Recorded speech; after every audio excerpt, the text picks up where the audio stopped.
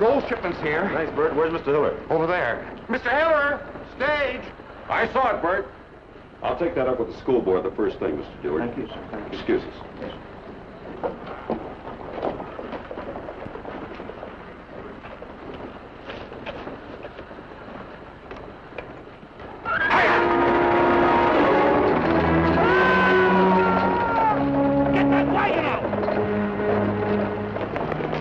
How is he? What happened? That school teacher fella, he got run over. Teacher? Always grieves me to lose one of our calling. I have the honor to be a teacher myself. Well, this isn't exactly the time to talk about it. Maybe Providence has sent us a replacement. If you're thinking of me, no, sir. I'm on my way to accepting a teaching appointment in Galen. Of course, you can write the agency that sent me. Agency? The Acme Educational Agency in St. Louis. Stagecoach leaving? Excuse me, the stage is leaving. He should have retired years ago.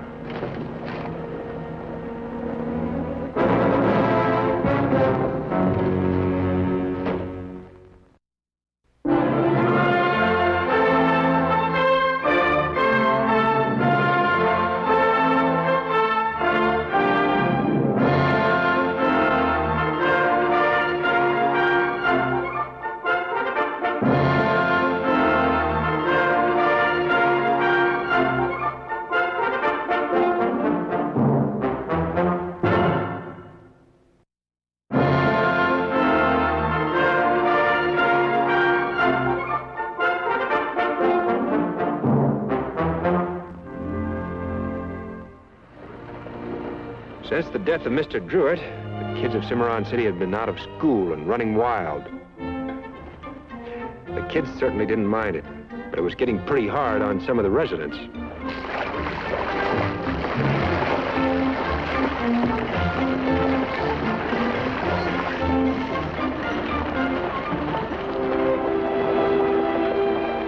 By the end of the 5th week, the entire town was sick of the situation.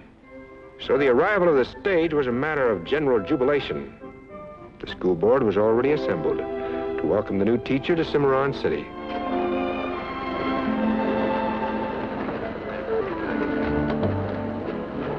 Howdy, ma'am. Howdy. Oh, let me take your bag.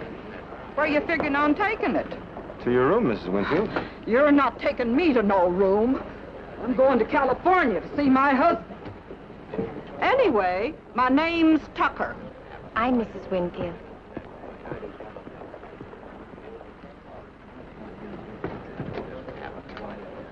Are you Mr. Hiller? No, ma'am. This is Mr. Hiller. You're the teacher the agency sent? That's right, Mr. Hiller. I have the school board's paper right here. Your husband come with you, Mrs. Winfield? I'm a widow. I see. Why, I don't understand. I sent all my references. I thought everything was understood. Well, you see, Mrs. Winfield, the board expected someone a little more mature. Yes, ma'am. These kids are quite a handful. Well, most children are. There's no use discussing it. You're just not what we had in mind. But that's not fair. You can't refuse to try me simply because I'm not as old as you imagined. You won't do. Now, before we do something we'll be sorry for, let's talk this over. Mrs. Winfield's had a long, rough trip. I'm Beth Purcell. Is that your luggage? Oh, I have a trunk on top of the coach also. Tiny, would you fetch Mrs. Winfield's trunk, please? Yes, Miss Beth. Should have, Mr. Hiller? Yeah. The trunk, Tiny. Get the trunk, Jesse. I'll show you to your room. Now, Beth, don't you be getting high-handed. We already said she wouldn't do. She'll do until she gets some rest. We'll talk about this among ourselves later. We're not some wild mob that discusses our business in the streets. Let me carry your bag, ma'am. Oh, I've got it. All right. Tiny, would you get Silas Perry and Army Archard, and the rest of you go inside. We'll talk about this in the sitting room. Beth, I have just as much to say about a school teacher for this town as you have. Yes, Alice, and you'll have your chance to say it. I'll be right back. Well, let's go. You have your own entrance. You can come and go as you please. I think you'll find the room comfortable. The bath's at the end of the corridor. I can't thank you enough for what you're trying to do for me, Miss Purcell. It is Miss Purcell, isn't it? It's Beth, and I haven't done anything yet. I still have the others to convince. And if you can't convince them? Then you'll have to go back to St. Louis tomorrow. But tomorrow gives us plenty of time.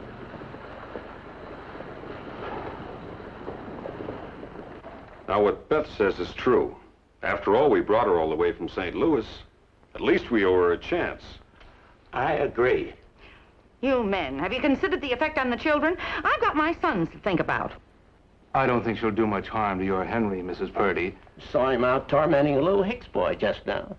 I'm doing a story in the Sentinel on big boys who are always bullying the smaller ones.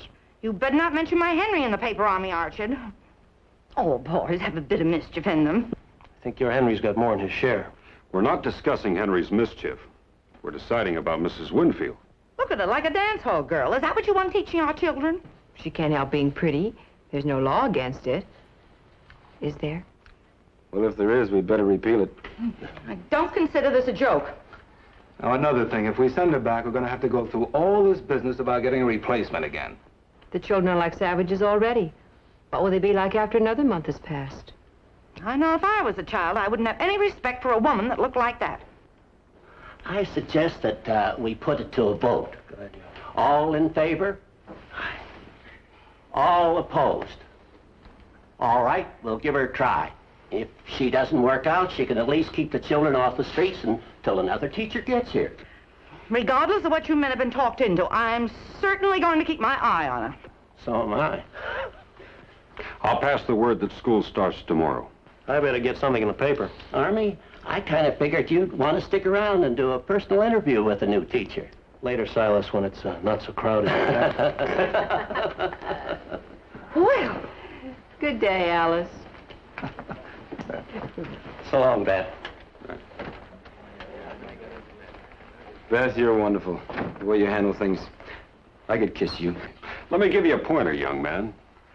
Now, if you want to kiss a girl, never ask her. Or warn her that you're going to. She might say no. Oh. Tom, you'll never know how much I appreciate the benefit of your many years of experience. 5 weeks ago, our poor Mr. Drew was taken from us, and I know you'll all mourn the loss of our beloved teacher. Henry and I have prayed nightly for a successor worthy of Mr. Druitt, and now another teacher has been sent to us. A woman. A young woman. Oh, but you mustn't think about how young she is, or about her looks. You must think of her only as your teacher, and you must treat her with respect. Thank you. Thank you, Mrs. Purdy, for those very kind words. And now, boys and girls, we're going to cut the ceremony short and introduce you to your new teacher. This is Mrs. Winfield. Good morning, children.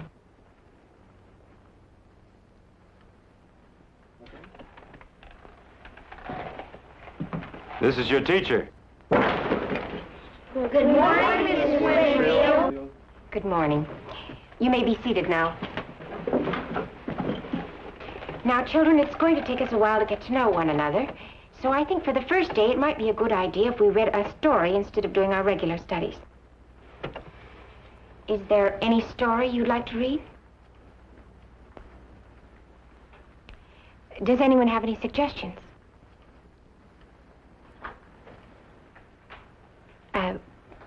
Wasn't there some story you were reading with Mr. Druitt?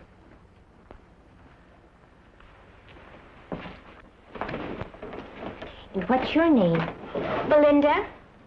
Do you remember the story, Belinda? Yes, ma'am. It's about Robin Hood and where he meets Little John. It's on this bridge. Well, not really a bridge. It's a kind of log across a stream, just big enough for one person to pass on. And Little John had a quarterstaff. That's a big, long stick. Robin Hood goes back to get a quarterstaff, too, and they're going to have a fight. And that's as far as we got. It's in that book. We thank you, Belinda. I think it's better we leave you alone now. Let's get used to your class. Thank you, Mr. Hill. Thank all of you. They're not as bad as they seem. Good luck. You're doing beautifully.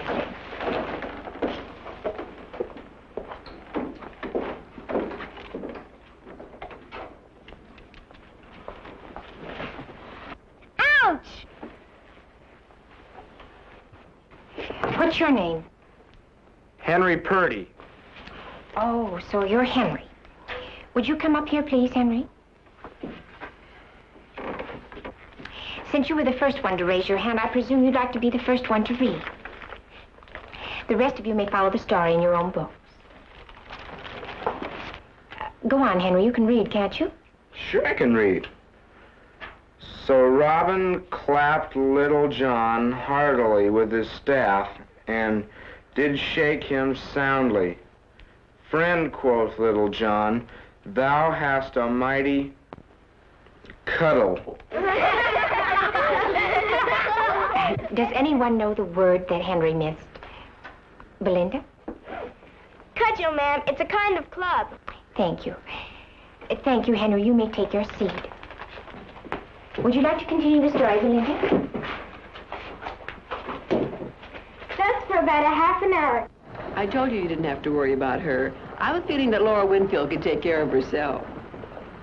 Wait a minute.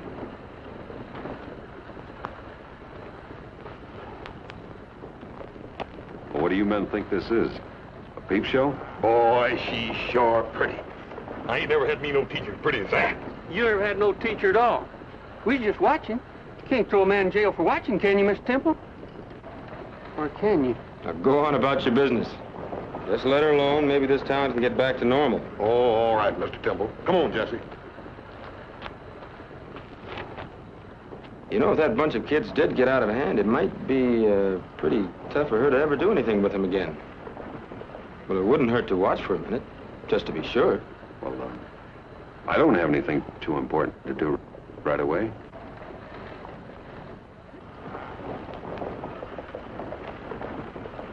Then whilst he had a staff appraised to smite Robin, Robin fetched him such a blow in the short ribs, there was no breath left in his body. Then Robin, deeming the fight accomplished, leaned upon his own staff and too late saw the design of Little John. He smote Robin in the head so that he saw stars and forthwith dropped into the stream.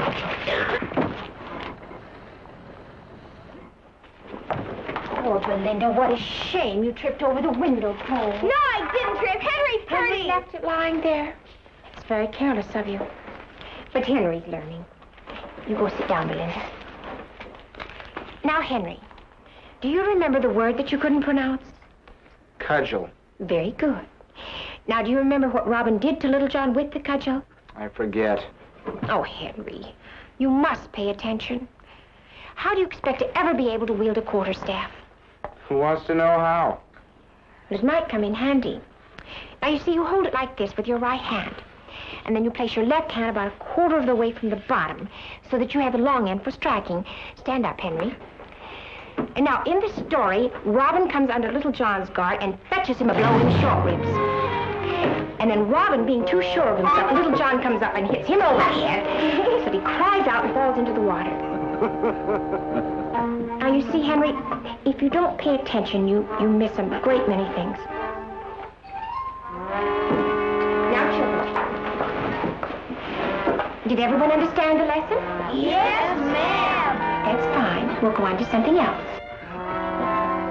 You know, Beth, from now on, I think we ought to let you pick all the town officials.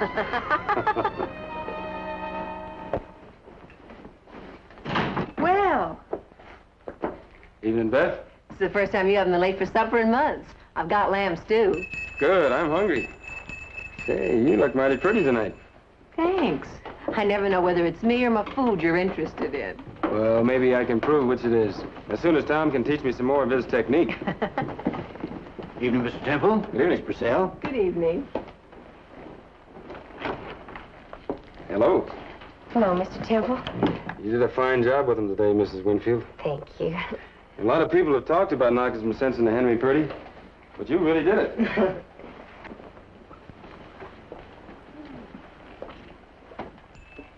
Nora, you sit there, and Lane, you sit next to Laura. All right, Beth.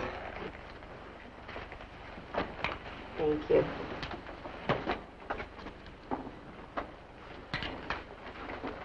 Mr. Knowles, would you say grace, please? Why, sure, Beth. Almighty Father, bless thou, we pray, this... Oh, I'm sorry. I didn't know you were already at supper. Oh, don't be sorry. Won't you join us? Well, I don't want to put you to any trouble, Beth. Oh, but, no trouble at all. Won't you sit right here? Would you move down, please?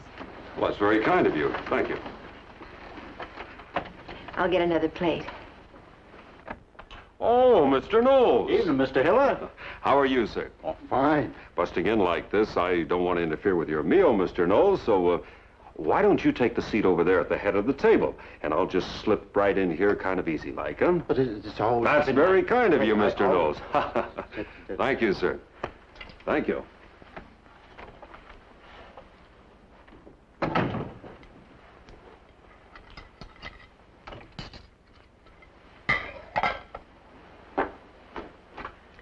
Glad to see we're all comfortable.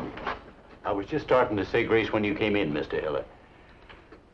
Almighty Father, bless thou, we pray, this food we are about to receive, and make us truly grateful. Well, to tell you the truth, I stood there facing those children this morning, and I was terrified. Well, you certainly didn't show it. I kept saying to myself, you've come all the way from St. Louis, and you just can't fail now. Well, you sure made fools out of everybody who had any doubts about you. The one who really had faith in me was Beth. Evening. Out again about Mrs. Houligard's baby. Another false alarm. You know her husband panics every time she has a twin? Why, with all the trouble she's given me, I could have delivered a whole tribe. Mrs. Winfield, I know you're probably tired of hearing them by now, but I'd like to add my congratulations. Well, that's something a woman never tires of hearing, Doctor. I only hope I can begin to fill Mr. Druitt's shoes. Well, I must say, ma'am, it's a completely different foot. Miss Winfield, here's a new issue of the Sentinel. There's a little piece here in the paper about you. Thought you might like to send it to your folks. Well, thank you. That's very kind of you. But you people here in Cimarron City are the only family I have. It's not only children she knows how to handle. She had learned that in school. Why, Beth, do I detect jealousy? Of course not. Well, seems to me you used to be the center of attention around here. I don't know what to prescribe for a condition such as this. I'll do my own prescribing, Doctor.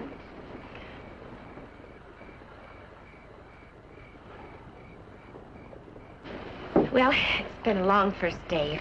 If you'll excuse me, I think I'll say good night now. Good night, ma'am. After today, you deserve a good rest. I say that most gratefully. Thank you. All of you. Good night, Deb. Good night. It's getting late. I think I'll go in, too. Good night. Light for supper, Bess. I'm glad you enjoyed it. Beth doesn't seem like herself. You suppose she's all right? I think it's just a little touch of indigestion. Night, Wayne. Good night, Doctor. Yes? I'll walk along with you. I'll go along. Night. See you, Tom. Skeeter, what's the matter with you coming here? Do you want to ruin everything? I told Erskine I don't like to work with women. Now simmer down and tell me what you found out. The gold shipment comes in on a different day each month, so it won't be intercepted. Even the sheriff doesn't know in advance. When he knows, I'll know, and I'll telegraph Erskine. And you tell him to keep you away from me, or I won't go through with it. You'll go through with it.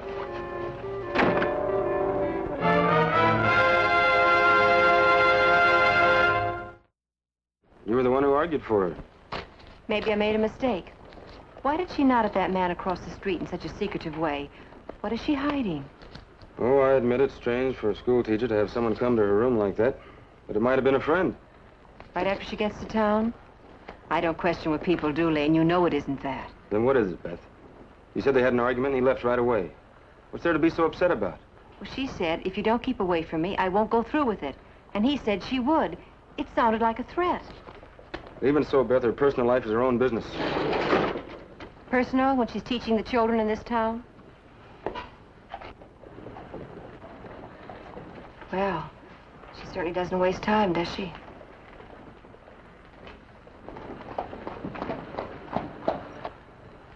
Either does Tom. But Beth, you're not... No, you wouldn't do anything like that. What do you mean? Do you think I said what I said because I'm jealous? Yes, you do. Well, I didn't say so. Well, you don't have to say so. You're just as blind as he is. Go ahead. Don't face facts. But believe me, I'm not going to forget it.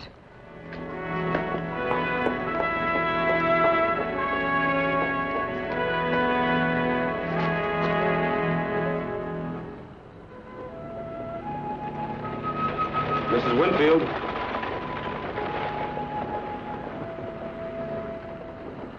Howdy, ma'am. Hello, Mr. Temple. I wish you'd call me Lane. Lane. It's a pretty day. Yeah. I don't know quite how to say this, ma'am, but are you in some kind of trouble? Trouble? This is a small town. You can't sneeze, but a half a dozen people are giving you cold remedies. Well, what makes you think there's any sort of trouble? Last night, someone overheard you in an argument. Heard you say, I won't go through with it. Heard a man say, you will go through with it. Well, it's come out. I was a fool to think I could hide it. Hide what, ma'am? I lied to you. I lied to the whole town. I said I was a widow. Well, I'm not. I'm divorced. I was afraid if it were known, I wouldn't be accepted. And the man last night was your husband? His brother. My husband's not a bad man. He's weak. Maybe without his brother's influence, he would have led a sober and honest life. It's too late. I stood all I could. Last night, his brother found me. He refused to recognize the divorce and demanded that I fulfill my marriage vows. I said I won't go through with it. I should have been honest, but I wanted this position so much. If he gives you any more trouble, you just let me know. Thank you. There won't be any more trouble. Anyway, I'm leaving. It's nobody's business you're divorced. What matters is you're doing a great job here. That's wonderfully generous of you. What about the person who overheard? Well, I don't think that person will have anything more to say. Now, we'll just forget this conversation ever took place. Good day, ma'am.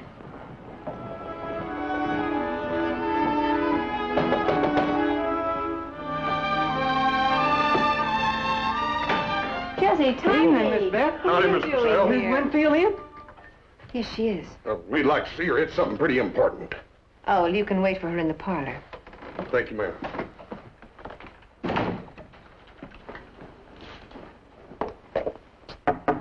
Laura. There's some gentlemen to see you in the parlor.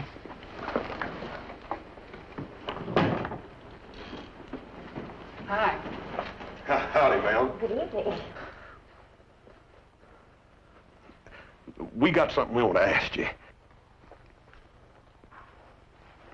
What he's trying to say is that they're having a church social this coming Sunday week. You like church socials? They say this is going to be one of the best they've ever had. That's what they say. If you miss this, it's just like missing Christmas. You are going to go, ain't you, ma'am? Well, I didn't really... Well, everybody's going to be there. Yeah, everybody. I sure think you ought to go, ma'am. It just wouldn't be right if the teacher didn't go to the church social. Well, then I guess I ought to go. Well, who you figuring on going with, ma'am? You can go by yourself. Well, who do you think I should go with? We'd be mighty proud to take you, ma'am. Both of you? No. I've been thinking about getting myself a new shirt. I might even get me a haircut. And Silas Perry owes me a favor, too, for the time Tiny and I helped him pitch that hay. I can get his buggy. And according to the almanac, they're going to have a full moon on that night. Hey, I helped pitch that hay, too. Now, you know there's not room enough in that buggy for both of you. Now, look here, little feller. You ain't taking her in no buggy I pitched hay for her. Fact of the matter is, ma'am, we've been fighting about this all week. I guess you're just going to have to choose between us. Well, I don't think the teacher should go with any special date to the church social. Anyway, how could I possibly choose between you? I'll tell you what. We'll all go together. And I'll see you there. But right now, if you'll excuse me, I have some papers to correct, and I really ought to go. Yes, ma'am. Good night. Night, ma'am.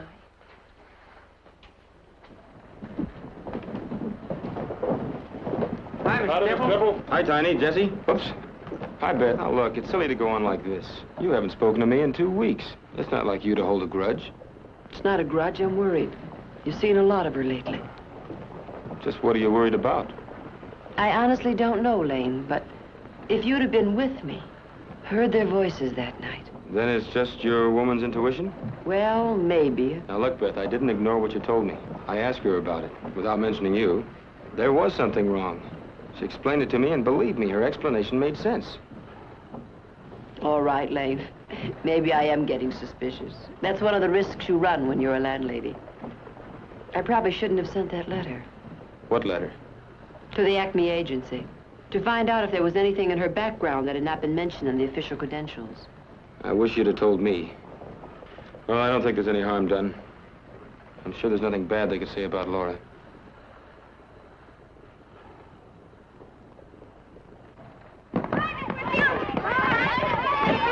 Bye, Miss Winfield. Afternoon, Mr. Temple. Afternoon.